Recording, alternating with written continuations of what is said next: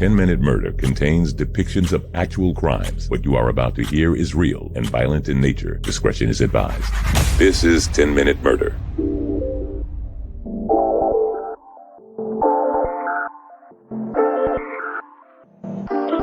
Welcome to the brief and bingeable true crime podcast, 10-Minute Murder. My name is Joe, the host, and thanks for being here. Except those of you that use the Comic Sans font as a grown-up adult. It makes your emails look like a garage sale flyer, FYI. So maybe look into Helvetica, Arial, or even Times New Roman in a pinch. I don't know how you go about getting something canceled, but if anyone knows, let's push Comic Sans near the top of that list, please. Thank you. And yes, getting worked up about trivial things is kind of my thing. Next week, we'll discuss all of you that dress like you're a middle school art teacher when you aren't a middle school art teacher. I'm kidding about that one. I actually kind of like that. I guess now would be a good time to welcome you if you're new to the podcast. You clearly just walked into a weird rant that you didn't sign up for. But would you like to sign up for it? Listen to the episode today, and if by the end of it you think this is a podcast that you'd like to listen to a couple times a week, you can subscribe. And when you subscribe, you get all the episodes right after I complete them, with no delay. Now, today's story. I'm going to tell very little of it at the beginning. It's going to start out pretty straightforward. Nick Nigro, in shock after walking in his girlfriend's house and seeing blood everywhere. Frantic and clearly upset, he called for help.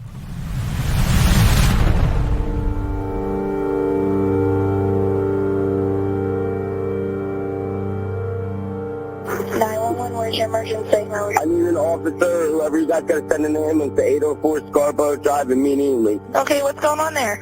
I just came home and my girlfriend and her mother, somebody hurt them and they're all over the house. I seen blood everywhere and I ran out and I'm up in the front yard now. Okay, listen, calm I need down. help. Please send help right now. He just got to the house and somebody hurt his... Somebody just saw I seen blood everywhere and I ran out of the house. For Scarborough. Please send somebody Okay, listen to me, calm down, okay? I can't. I know, I need you to calm down for a minute so I can get some information from you, okay? What's your name? My name is Nick Nigro. What did you see when you went in the house? I seen blood. I walked in and I seen blood all over the wall. And then I went in to get the phone from my mother's room and I seen blood all over her wall and I ran outside. There's blood everywhere in the house. Who's your girlfriend? Paula Mulder is her name. What is it, Paulina? Paula Mulder. Okay, just stay on the phone with me, okay? Are you in the front yard? Pregnant. Who's pregnant? She might have been pregnant. I don't even know. Okay, just stay on the phone with me, okay? I have officers coming to help you. What made you go there this late? Were you supposed to be going there, or? I was supposed to come home to sleep with her. I just dropped her off a couple hours ago to take a shower. She told me to come over in 2 hours. I came back and I seen blood everywhere. Okay. Just stay on. Do you see any vehicles that aren't normally there? No, I'm outside now. No, I don't. Okay, you don't see anything? No. Okay, are you... I wasn't even here. I just No, I I know. I'm asking you if there's anything that looks suspicious outside right now. No. Not anything out of the ordinary? No, I don't see anything. Okay, do you have a vehicle there that you came in? Yeah, it's in the driveway. It's a Hyundai Elantra, a white one. Okay, I want you to go sit in your car, okay? I am right now. All right, just stay on the phone with me because we don't know if there's anybody in the house still, so... I don't know what's going on. I'm out here shaking like a leaf. I don't know what the hell's going on. Okay, I got them coming out. Okay, I'm going to stay on the phone with you, though, until somebody gets there. Okay, thank you. Did you see anybody in the house, or you just saw the blood on the wall? No, as soon as I see the blood, I ran. Like, I didn't know what to do. I ran. I don't even know if there is anybody in the house. I ran. The house is all dark. Everybody was sleeping, as far as I know. The house is dark. Like, I have no idea. I wasn't here. Okay. Well, I'm just trying to find out as much as I can from you. I know you don't really know that much. We're just trying to help you out the best we can, okay? But I have a lot of cops on the way over there, okay? So I just need you to stay on the phone with me. Just try and keep yourself calm. I don't even know what's going on. I don't even know if they're dead or not. I seen blood and I ran everywhere. Okay. I don't even know what to do. Okay, listen to me. Listen. Do you live there, or you were just going to stay there for the night? It's her mother's house, and I stay here with her basically every night. We were engaged, so I sleep in, I come with her out to sleep over majority of the time. Maybe 5-6 times a week, really. Okay, I'm just asking because my officers are asking me questions, so. Tomorrow was her day off. We were supposed to go out and hang out, so I figured I was going to sleep over tonight, and I'd come over here and see this. Okay. And how old's your girlfriend? She's 21. She's 21.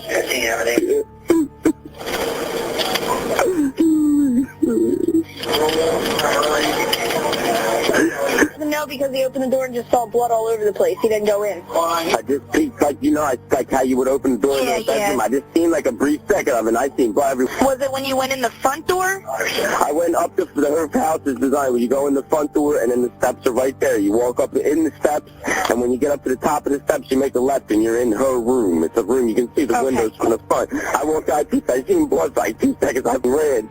I don't even know. I'm standing out in the middle of the road now. I don't even know if anybody's in the house. I don't know what the hell's going on. Okay, I got them coming, okay? Just, you gotta try and stay calm for me. I know it's hard, but you gotta try and stay calm, okay? Because when they get there, they're gonna need as much information that you can give them as possible. I'll do whatever I can. Oh, I know. I just I know you will. I only know so much. I just seen the light come on upstairs. Okay. A light just came on upstairs? It's all the way, the furthest window, all the way to the right. I just seen it come on, and now it just went off. I like to think my BS detector is pretty accurate. You're more than likely the same way, and you, like me, probably thought that sounded like a call made by an innocent man, confused, upset, and panicked. But Nick Nigro knew the horrific scene he'd be walking into in the early morning hours of September 30th, 2009, because he's the one that created it. Nick and his girlfriend Paula had been together for a wild and tumultuous 2 years. He would later ask investigators if they ever had a girl that crushed them like a soda can. He told them, "She kept playing me like a puppet on a string."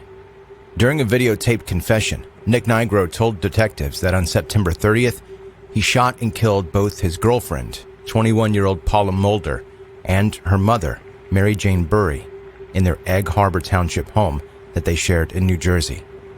He said, "I did her mother first because I wanted her to hear it." When he fired the weapon, he told them, "All I felt was the heat of the gun." During hours and hours of interrogation by police, Nigro told them he was tired, hungry, and didn't know what was going on. It wasn't until he learned that they had his family at the police station in for questioning that he started to open up, saying he didn't want them to suffer. On the taped confession, he described how he put his shotgun in his truck that day and headed to their house. He didn't intend to kill anyone or scare anyone. He said, quote, "I wanted to punch her in the frickin' face. I wound up doing worse." The door was unlocked when he arrived at 1 a.m. He went upstairs and opened the door to his girlfriend's bedroom. He didn't go inside, but walked down the hall to her mother's room. He fired one shot from 15 feet away while Mary Jane slept.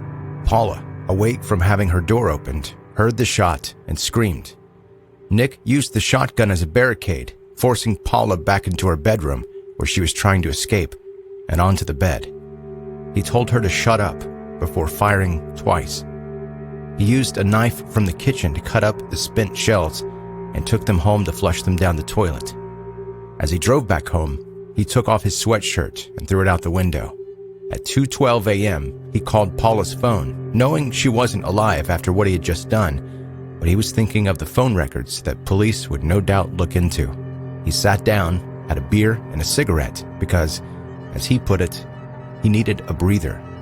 After his breather, he returned to their house and made the 911 call that you heard.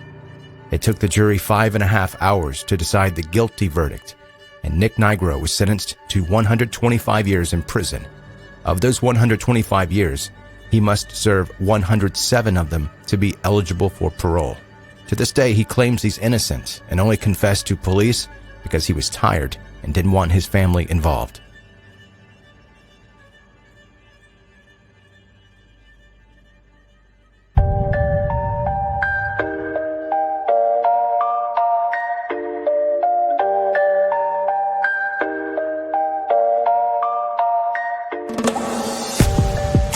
And that's today's 10-Minute Murder, the brief and bingeable true crime podcast.